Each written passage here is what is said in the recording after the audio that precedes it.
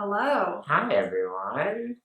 Welcome back Welcome back. to another episode of What Will Shane and Hannah Talk About as they sit in their vacation rental in Florida. And what is it today, Shane? Great opening. That really is going to capture our viewers. Today we're going to do something a little bit embarrassing for me at least. For you, not for me. Hannah and I were talking about how we have all of these like mementos from early on in our relationship. Things like the first emails that we ever exchanged, our early text history. It's all like very cheesy and cutesy, and it would make you throw up. And we've always kept that private, and we're continuing to do that.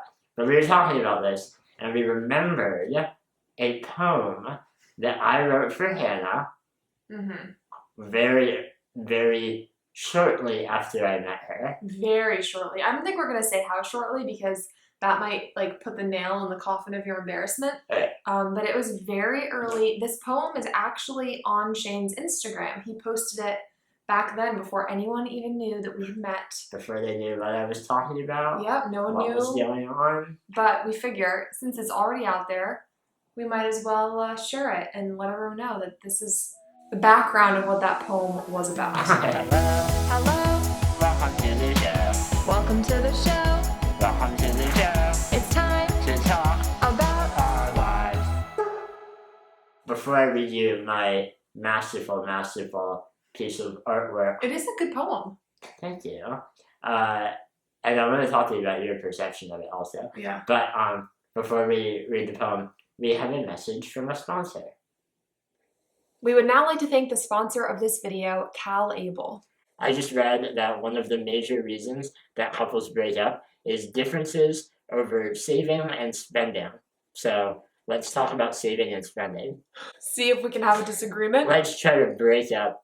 We don't often talk about money on our channel, but Hannah and I recently discovered this program that can benefit people with disabilities, save and plan for the future, and we can't not tell you about it. Yeah, this is amazing. So if you have a disability and you got your disability before age 26, this is a program for you. Yes. So please listen, it's amazing. I mean, we're not selling you anything. It's just letting you know about this amazing service that can really help a lot of people, and it's very underutilized. People don't know about it, so this is super important. So what is an ABLE account? Let's talk about that. So ABLE accounts are investment accounts that help people with disabilities invest and save for the future. So since 2016, thousands of people with disabilities have opened an ABLE account, and with their family and friends can put money into that account.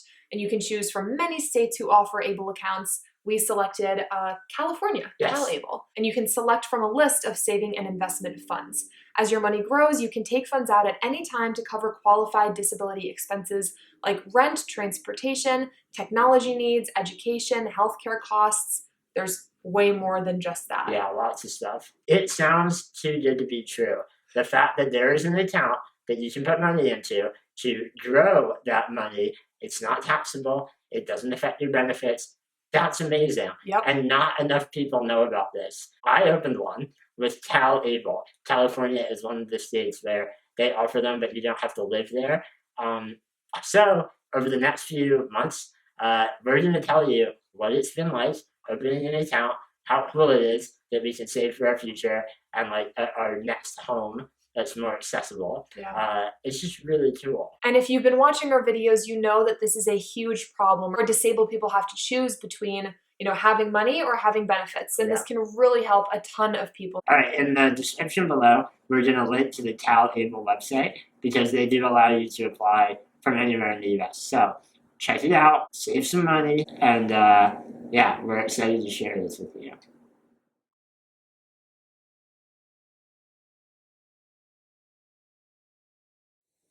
All right, we're back. Before I read this poem that I have here, I think we should... Wait, you're reading it or am I reading it? Oh, you can read the poem. Oh, okay. But I have the poem. You're holding the poem, I'm going to hold it for you. Yeah. Oh, okay. Well, before... Also, wait. I want to point out that we very often wear the same color pant and shirt. Like, that's true. You have a gray shirt, I have gray pants. Oh, yeah. Does that mean something? No, I don't think so. No. Anyway. I should write a poem about that.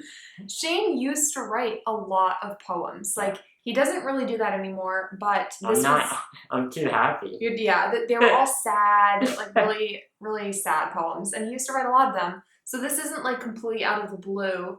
I think I had seen poems on your Instagram, like when we met, you know, like Yeah, it wasn't... if you go back to right before the photos of Hannah began appearing on my Instagram, there are some heavy poems on there. I love poetry, but it's true. Like right now, I'm at a really good place in life, and I don't have that urge to write poems. Yeah, interesting. You know, you... Wait, hold on. I'm just like, you wrote this poem about me. Oh, this is a happy poem. I know, but you don't have that urge anymore? Oh, no. Like, I'm just saying, like, you wrote poems when you were sad, then you met me, you were inspired to write a couple more poems, and then it sort of just, like, dropped off. Okay, I have a surprise for you. Speaking of, like, other poems. So, I have the original poem that I'll read you. Yes. And then, when I was looking for it, I found another poem that I wrote, I think, like, 4 or 5 months into our relationship. Oh. A happy poem. I've not written any negative poems about our relationship. That's good. I found another one. I don't think I ever sent you. I just kept it in on your computer. My journal. In your journal. Oh. So I'm gonna read that one as well. Oh, that's exciting. If you'll allow it.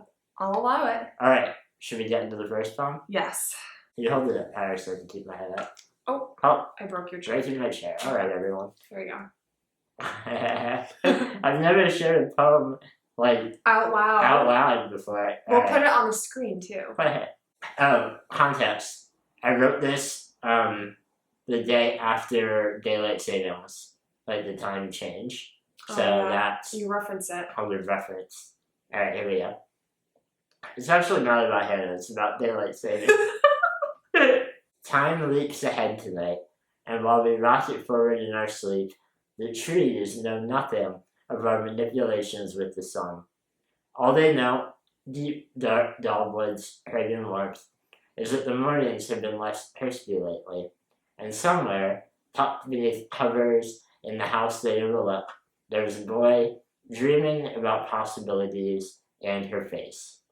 He knows the world is malleable in this season of change. Aw, you refer to yourself as a boy.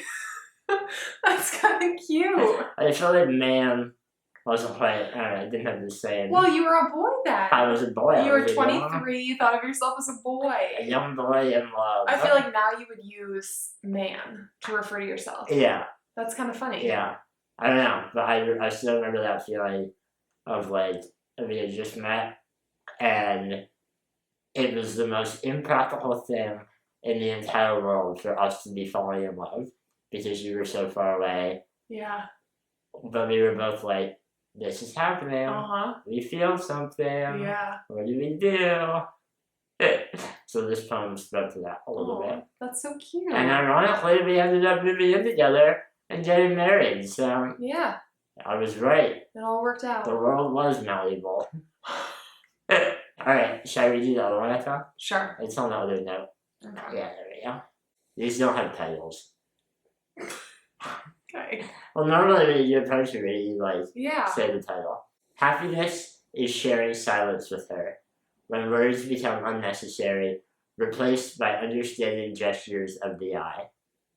Just existing, close to her, thinking about the speed at which the universe is expanding, and how numbingly unlikely it is, when you step back and look at the big picture, that I am the person holding her hand on this rainy evening in July. Aww. So cute. You were thinking about the speed at which the universe is expanding? When I wrote the poem, I was... That's really cute. So those are 2 poems that you wrote about our relationship. That one touches on something that you and I have talked about a lot, which is like how impractical it was. Not impractical, how unlikely it was that we would meet, you know? Yeah, exactly. Like we had different lives in different parts of the world, and so many tiny little decisions led to our being together. Exactly. never would have expected it. Nope. I think it also touches on us talking about like how comfortable we are in silence. And even then, like really early on, that was a big thing, is that we didn't feel like it wasn't awkward. It was never like nervous. No. It was always so comfortable. Yeah. That's a good sign, I think, when you don't feel the need to force conversation to fill every minute of silence. Yeah. We could like talk and then just relax and like not be like, should I say something? Yeah, it was never like, oh no, what do we do now? Yeah. That worked well for helping you come out of your shell. Your shell. Well, I'm usually comfortable with that, you know, and I don't really get along with people who feel the need to fill the silence. You know, like it can be can be like a friction. So it's funny that like we didn't have that friction. Yeah. Boy, it's almost like we were perfect for each other, huh? Perfect for each other. So those are the 2 poems that I read. Wow. If you want to hear more of Shane's poems, let him know. I should read the other ones, but they're all really depressing. That's true. But maybe in the future you can read them. Maybe. We'll see. That might be a new channel. A different channel, Shane's poetry. Just me wearing all black. Reading sad poems. Sobbing and reading poetry that I wrote when I was unhappy. Well, that's interesting. Alright, everyone. I hope you enjoyed it. Yeah, that was a different kind of video. It was. You should read a poem that you wrote. I've never written a poem. I literally have never written a poem except for like, you know, English class when I was 8 and you had to write a haiku. You learn rhyming. Yeah, I'm not a poem person. I thought they were really lovely though when you sent them to me. And back then, I was a little bit uncomfortable with stuff like that. Like when you sent the poem, my first instinct was to be like, like... Slow roll, boy. I don't like that, but your poem was good. I liked the poem, so that made it a lot better. That it wasn't too much, you know? I was afraid when I first received the poem that it was going to be too much. It wasn't like, roses are red. And it wasn't like ode to Hannah, you know? It wasn't like really specific about me, so that was good. That'll be my next word, ode to Hannah. Yeah, now feel free to write that. All right, thank you for listening and watching. Yes. We'll be back soon. Maybe with more poetry. No, probably not with more poetry. Hannah's poem. That will be next episode. Alright, bye everyone. Bye.